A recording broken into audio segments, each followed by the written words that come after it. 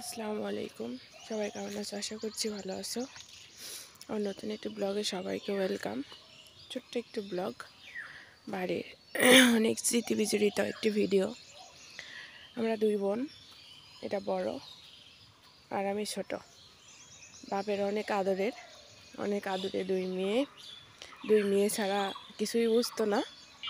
তারপরেও বড় আপুর অভিযোগ থাকতো যে ভাইদের মতো অভিযোগ থাকতো যে আমাকে বেশি ভালোবাসে। তো এই গাছটা আব্বার হাতে লাগানো। আব্বা বাড়িতে এখনও যা কিছু আছে সবই আব্বার হাতের করা। তো এই লাউ গাছটাও আব্বার লাগানো। তো যেহেতু আব্বা মারা গেছে আজকে 14 দিন হয়ে গেছে। তো যেহেতু বাপের স্মৃতি আমাদের মাঝেই, আমরাই বাসায় রাখবো বাপের স্মৃতি, বাপের সব কিছু দায়িত্ব যেহেতু আমাদের দুই মেয়ের ওপর। তো যেহেতু বাপের আদরের মেয়ে আমরা, তো লাউগুলো যখন ধরছে গাছে, ফল যেহেতু আসছে, তো এগুলো দেখার পরে চোখের পানি ফেলা ছাড়া আমাদের কাছে আর কিছুই করার নাই।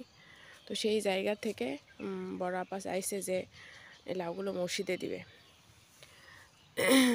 বাড়িতে হাঁস মুরগি ফল ফুলাদির গাছ সব কিছুতেই ভরপুর, সব কিছুই আছে, শুধু আব্বা আমাদের ছেড়ে চলে গেছে। তো আব্বার কাছে তো আর কোনো কিছু পৌঁছানো সম্ভব না। তো আমরা চেষ্টা করব দানের মাধ্যমে সেই সবটুকু আব্বার কাছে পৌঁছা দেওয়ার জন্য।